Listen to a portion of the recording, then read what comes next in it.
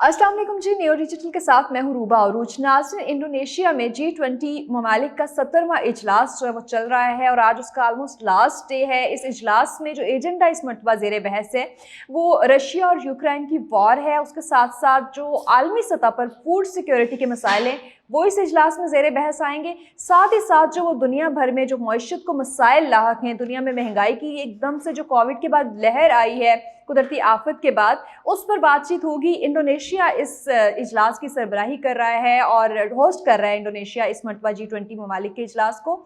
और अगर हम थोड़ी सी इसकी हिस्ट्री में जाएं कि G20 ममालिक का जो क़याम है वो कब अमल में आया, ये इतना अहम क्यों है, क्यों ये ममालिक कहा जाता है कि दुनिया की 2/3 जो आबादी है उसको कवर कर रहे होते हैं। अगर हम इंपोर्ट एक्सपोर्ट की बात करें, पॉपुलेशन के हवाले से बात करें या फिर दुनिया में मईशत में हिस्सा डालने के हवाले से बात करें तो G20 ममालिक का जो नाम है वो सर फहरिस्त आता है। इससे पहले ये ममालिक G7 या G8 कैटेगरी में फॉल करते थे। 7 या 8 ममालिक का ये इकट्ठा होता था। 1999 के बाद जो है वो ये G20 में कन्वर्ट हुआ। पहले जो ममालिक थे उनमें Canada, France, Germany, Italy, Japan और अमेरिका और यूके और साथ साथ जो है वो रशिया शामिल होता था। लेकिन उसके बाद 1997 में रशिया को एक्सक्लूड कर दिया गया, पाबंदियां लगाई गई। फिर इन ममालिक ने सोचा कि अपनी जो एक इकट्ठ है ममालिक की तादाद है उनको बढ़ाया जाए और फिर ये G20 ममालिक आ गए। अब इसमें जो ऐड ऑन हुए उनमें यूरोपियन यूनियन पूरी को एक मुल्क के तौर पे ऐड किया जाता है। उसके साथ साथ अर्जेंटाइन, ऑस्ट्रेलिया, ब्राज़ील और UK, Canada, China, South Africa, South Korea, तुर्की और अमेरिका और दीगर ममालिक भी इसका हिस्सा हैं। इन ममालिक का बेसिकली काम क्या होता है? इन ममालिक ने एक तो ये तो पूरी दुनिया की 2/3 ऑफ जो पॉपुलेशन है उसको कवर कर रहे होते हैं। और इंडोनेशिया जो इस वक्त इस कॉन्फ्रेंस को, इस इजलास को होस्ट कर रहा है, वो दुनिया का आबादी के लिहाज से चौथा बड़ा मुल्क भी है और साथ साथ ये दुनिया की मईशत पर भी काफ़ी हद तक काबू पाए हुए हैं क्योंकि तकरीबन जो 75% ऑफ एक्सपोर्ट है वो ये ममालिक पूरी दुनिया में उसको डील करते हैं।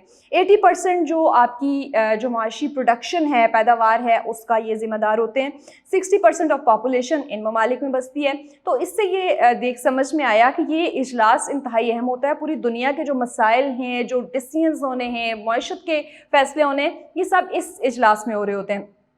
अब पाकिस्तान कहाँ स्टैंड करता है इस पे भी बात करेंगे, लेकिन उससे पहले थोड़ा सा अगर आपको बताएं कि जो इस वक्त एजेंडे पे 3-4 पॉइंट्स हैं, उनमें सबसे अहम तो यूक्रेन और रशिया की वॉर है और तमाम ममालिक जो G20 का हिस्सा हैं वो इस बात पर मुत्फिक नज़र आते हैं कि जो इस वॉर को है वो एंड होना चाहिए क्योंकि इसकी वजह से आलमी सतह पर फूड सिक्योरिटी के मसाइल भी पैदा हो रहे हैं और उसके साथ साथ जो एक अदम इस्तेहकाम है मईशत का वो भी पैदा हो रहा है। इन्वेस्टमेंट्स ख़त्म हो रही हैं और कोविड के बाद वैसी ही सूरत हाल ये भी इस इजलास में एजेंडे में लिखा गया है कि गुज़श्ता 100 सालों में महंगाई इस वक्त जो है वो टॉप पे देखी जा रही है। सबसे ज़्यादा इन्फ्लेशन, हाईएस्ट रेट रिकॉर्ड किया गया है। अब अगर हम बात करें इस इजलास में ना सिर्फ जो आपके हेड ऑफ स्टेट शरीक होते हैं बल्कि जो इकॉनमी के एक्सपर्ट्स हैं, इदारे हैं, वो लोग भी, आपके बैंक जो बड़े बैंक हैं उनके हेड्स भी इस इजलास में शिरकत करते हैं। और साथ साथ अगर हम बात करें कि इस इजलास में डिस्कशन क्या होती है और किस तरह से जो दुनिया के मईशत के मामलात हैं, उसके साथ साथ फूड सिक्योरिटी के मामलात हैं, उन पर बात की जाती है।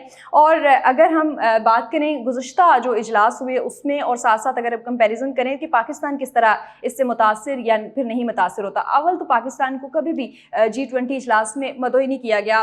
पार्ट ऑफ जो ग्रुप है बनना तो बहुत दूर की बात है। लेकिन इस मरतबा ये देखा जा रहा है कि जिस तरह से श्रीलंका, पेरू, तुर्की और मिस्र के बारे में बात हो रही है कि वहाँ पे जो सोशल इंस्टेबिलिटी है उसको डिस्कस किया जा रहा है कि इसको किस तरह से कंट्रोल किया जा सकता है। इस पे G20 ममालिक के एजेंडे पे बात होगी। वहाँ ही पाकिस्तान का नाम भी शामिल किया गया है। पॉलिटिकल और सोशल इंस्टेबिलिटी के एजेंडे में पाकिस्तान का नाम शामिल किया गया है और ये देखा जा रहा है कि अब पूरी दुनिया ये नोट कर रही है। G20 ममालिक का इजलास है जहाँ पे वर्ल्ड प्रॉब्लम्स डिस्कस हो रही होती हैं, जहाँ पे यूक्रेन रशिया वॉर की बात हो रही है, जहाँ पे आलमी सतह की फूड सिक्योरिटी, अदम तहफ़्फ़ुज़ की बात हो रही है, जहाँ पे आलमी मईशत की बात हो रही है, वहाँ ही पाकिस्तान में जो इंस्टेबिलिटी है, अदम इस्तेहकाम है, उस पर भी बातचीत हो रही है।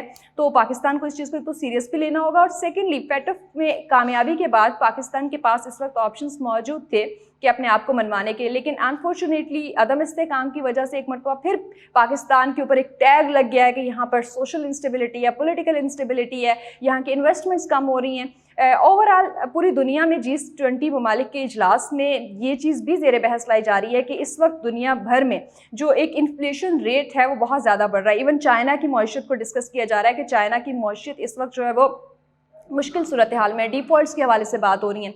लेकिन पाकिस्तान का अगर जिक्र आ रहा है तो सिर्फ जो एक सोशल इंस्टेबिलिटी है वहाँ आ रहा है, और पॉलिटिकल इंस्टेबिलिटी है तो मईशत की उसमें हिस्सा डालने की बात बहुत दूर है। और ये भी बताते आपको चलें कि G20 ममालिक पूरी दुनिया में ना सिर्फ जो 60% पॉपुलेशन है उसको कंट्रोल कर रहे होते हैं, बल्कि उसके साथ साथ पूरी दुनिया की जो इम्पोर्ट एक्सपोर्ट यानी मुआशी मामलात हैं उसके भी 80% तक जिम्मेदार होते हैं, और इस सब में पाकिस्तान कहीं भी नहीं है। Thank you.